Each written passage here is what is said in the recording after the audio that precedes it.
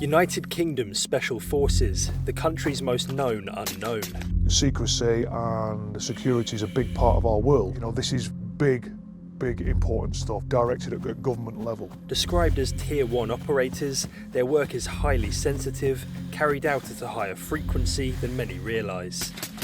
In the Afghanistan and Iraq years, the whole of the military was very busy. Within the Special Forces community, the tempo has always been high. To answer a call of duty like this, many sign the Official Secrets Act, but for some, that call continues to ring long after service.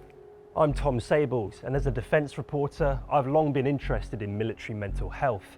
Months of research led me to question the level of care available to this particular group. I was the team leader.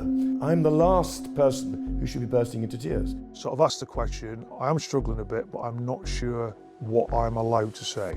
Leaving tight-knit teams for a new world outside the wire, communicating details of their special tasks remains off limits, and so therapy can become another grey area. Am I going to be judged? Will they think that I'm committed a war crime? So do these silent operators suffer in silence after they leave, and how do they talk about it without saying too much? We've identified there is a vacuum there, so we have filled that space ourselves.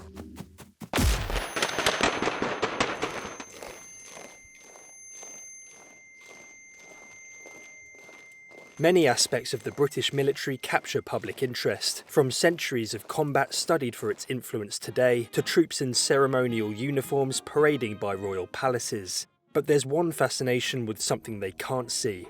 Mystery surrounding the Special Air Service and Special Boat Service is fueled by the same secrecy that protects its members. Even while the UK is in peacetime, these units can be deployed strategically. PTEs, or potentially traumatic events, can be encountered regularly.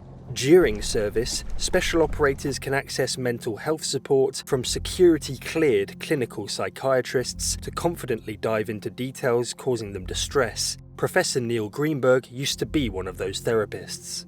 Once they leave, the military no longer provides their care. Their care is provided by the National Health Service. People in that, some of them are ex-military, some of them aren't, these therapists, but they're not security cleared. The professor says medical confidentiality can offer enough cover for therapy of this nature to take place, perhaps talking around certain details like names, faces, locations, and how they got there. But of course the operator, who's thinking, can I go and speak to them? The operator may well be very worried about that. They may think, I can't speak about it because they are going to ask me about these details, and then what am I going to say? So I do think it acts as a barrier in the mind of the unfortunately unwell special operator. The real unfortunate thing here is there are definitely going to be Special Forces personnel out there, who are veterans now, who unfortunately will be suffering in silence because they don't feel that they can come forward. Am I going to be judged? Will they understand the sorts of things that I did, or will they think that I'm committed a war crime or I've done something wrong when I don't think I have? If they are suffering in silence, what's the solution? And so one of the ways potentially around it would be for the National Health Service to security clear just a few therapists, and then to advertise to veterans saying, if you're a veteran, whatever you've done, we have therapists who are security cleared who can hear whatever you have to say. If the issue is one of trusting people or therapists outside of their world, I had to meet those inside to learn how mental health has been handled by this unique group.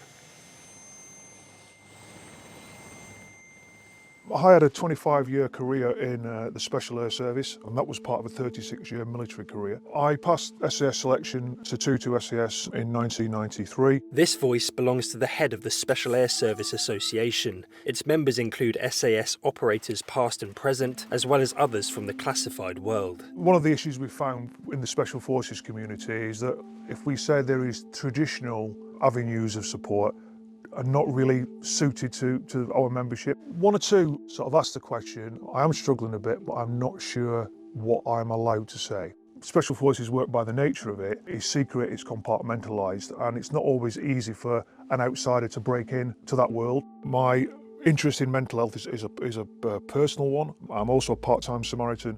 One of our members died of suicide back in 2019, which basically coincided with my starting off as secretary. We decided to have a look at this particular incident in a way that how we could do more to support our membership with this sort of thing. Association members were selected from around the UK to be upskilled in mental health first aid and similar non-clinical training. Where there's concern over a member, a peer support network of current or veteran operators kicks in. It's called the Sentinels Initiative. Basically, it's peer-driven, so it's members looking after each other. A sentinel would be dispatched to an individual, depending on their own life experience and some of the training that we provided, can make an assessment and then get back to the office. If it becomes apparent that, there is a profound mental health issue here, we've got a number of sort of trusted individuals and organisations we use now that we can vector that individual onto. Some cases need high-level care, and when they do, veterans can be referred to private specialists. The SAS Regimental Association funds this itself, even if it means treatment overseas. So, trusted points of contact to get veterans the right help. It's a system that echoes Professor Greenberg's proposal to spread vetted psychiatrists across the UK, although it's less formal. But what about the NHS programme that's designed to support every veteran? Is this unique cohort one that holds national secrets, being failed in psychological care? I think it fits very well in the conventional space. If I'm honest, I don't think it takes into account the unique service and the unique demands that serving this country in the Special Forces puts upon an individual. We've identified there is a gap, a space, a vacuum there that needs to be filled. So we have filled that space ourselves. In the ideal world, we shouldn't have to. I mean, the provision should be targeted at that group of people who have done that particular role. I think what Professor Greenberg is suggesting is a great idea. I mean, to have a cadre of vetted and trusted providers of mental health care, I mean, that would be a great idea. We are trying to do that, but it's very ad hoc.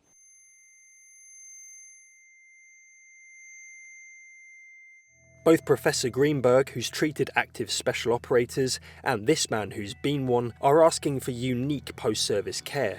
So how unique are the demands of that service?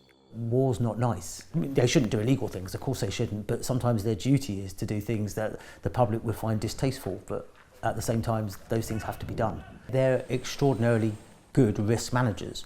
At a much more junior level, you're having a much more strategic influence. This is big, important stuff directed at government level and in areas that can and cannot be declared sometimes. So there's a pressure that the individuals have on them from the start of the level of work they are being tasked at. Secondly, I think, and this is very important, is the level of tempo. In the Afghanistan and Iraq years, the whole of the military was very busy. Within the Special Forces community, the tempo has always been high. Sabre squadrons would be on an 18-month rotation. For example, in a place like Iraq, it would be 6 months on, 18 months off, and then 6 months back on again. In between that, there is a heavy tempo of training and other commitments to do. The responsibility, the real nitty-gritty stuff of an operation. Very close to the action, very close to the planning, and the tempo on top. That is a thing that potentially the conventional space don't have as regularly as our guys do. The evidence we have suggests that probably their structure and their support is probably better, and that will protect their mental health. Their selection, their training, their camaraderie, their leadership. However, they are not immune. The idea of this sort of Rambo type character, it works well on the films, it doesn't work well in realities. Richard Villa is one of the Sentinels who's helped others inside the Special Forces community. Serving in 2-1 SAS while training as a doctor, once qualified he became the Regimental Medical Officer for 2-2 SAS, responsible for the health of Tier 1 warfighters. The Sentinels was an absolute brainwave. It is very much in demand, increasingly so. You'll often have 3 or 4 individuals all talking to one another behind the individual's back, as it were, and deciding, is the time right or is the time not right to refer onwards? Even having left, he still travels to conflict zones as a humanitarian. His understanding of mental health, including his own, has evolved over time. Generally, you're okay. You do well. It's when you leave, when you've lost the cocoon that looked after you. I was of the era, let's say, of the Falklands War, and I was involved in one particular operation that had a very, very high chance of mortality. Now, I got back, for whatever reason. 10 years later, I'm asked to take a team to besieged Sarajevo. At that time, I'm a civilian. I've left the SAS, I've left the army. Just before I got on the aeroplane, I burst into tears. Now, I was the team leader I'm the last person who should be bursting into tears. Something triggered me in the Falklands. I lost the cocoon effect, and there I was, exposed and raw. Not good. One of the reasons I'm happy to go on these things is because I do feel fine when I go, and yet you're looking at an individual who knows he has had mental health problems. Now, I came back, I thought I was absolutely normal. Talk to my family. They tell you I was not. Even now, I have not escaped the pressures I had then. Engaging with like-minded people informally as a sentinel, Richard says it isn't always clear who's helping who. Professor Greenberg had this to say. If they're hearing lots of distressing stories themselves, there is vicarious trauma that you can sometimes take on board. You wouldn't want the peer supporter, the sentinel, to get affected by it, because sometimes you can't make people better. Security cleared or not, therapists are duty-bound to break confidentiality if they suspect they're hearing evidence of a war crime. Allegations made against certain members of the Special Forces are well documented. So how does this impact veterans? And is there a fear a civilian therapist's perception of events could do more harm than good? If you look at the wider issues now we are seeing with investigations into Afghanistan, and the continuing sort of investigations into people's actions from our community in Northern Ireland, that is an area of concern that is very much at the top of the list. I think the veteran community, are very, very wary of speaking about their experiences, especially if, a ill-termed or taken out of context comment can then bring a world of pain down on from a legal perspective. We need to balance that with if the individual is living almost an intolerable life day to day because of issues that they're facing, we need to get them some help. Clearly, if there is evidence there, that should be seen through to the end. But I think the volume at the moment and this 21st century lens put on things that happened 20, 30, 40, 50 years ago is not fair. I do see some of them. I do what is required as best I can. I have sympathy with everybody. At times like that, I'm very glad to be a medic. The military medical director for NHS England, retired Army Colonel Dr. Jonathan Leach, helped shape the Op Courage programme, which provides specialist support to all veterans. Essentially, the way we take this is that Op Courage is for everybody. Staff are specifically trained in terms of the needs of the military community. They're very sensitive to people coming forward, the barriers that there are, to coming forward, to asking specific information, for example, about particular operations or units or dates or times. The view that we've taken is that, if you like, the treatment can still be given. We often don't need that detail. This lack of security clearance at the heart of this issue. Do you sympathise with those who perceive this as a barrier and may be suffering in silence? And what would your response be to SF veterans who I've spoken to who essentially feel Op Courage is not really for them?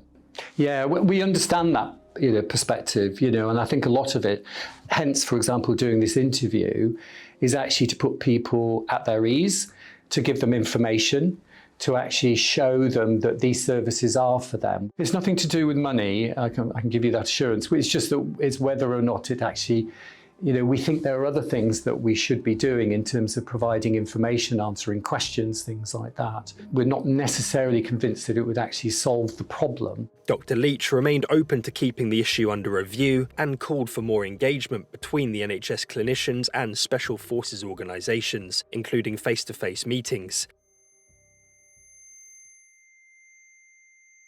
So, how will the future of the SAS move forward when handling the past? The generations that are coming through now, some of them will be at an age where they are the post 9/11. So what you might, argue that they lost in some slight resilience because the actual upbringing was potentially tougher in the 40s, 50s, 60s and 70s. In other ways, they've got some other skill sets that the previous generations haven't got. They are probably more technically minded. They're probably a lot more aware of the feelings, for example. They're a lot more aware of that there is mental health issues. It's the continuing chip of these factors that are beyond the control of the individual that I think that affect that person. That's the dangerous bit. These legacy investigations do not just affect the people of that generation. Military people serving at present are sort of looking over the shoulder slightly to say, but if I make this decision in the heat of the moment, is this going to come back and bite me in 20 years' time? And nobody wants to go into a situation where that is the overriding concern rather than getting the job done. Looking beyond private therapy, the public discussion around the SAS has been one-way traffic. To get their own message out, I asked if they'll ever take a step closer to the spotlight. In the modern world, we need to look at how we can just push our message out a little bit more. A conversation with the media about some of the challenges that we face as an organisation with our membership can only be a good thing. But there will be limits to how far we'll push this. We are a community that thrives on our ability to stay in the shadows.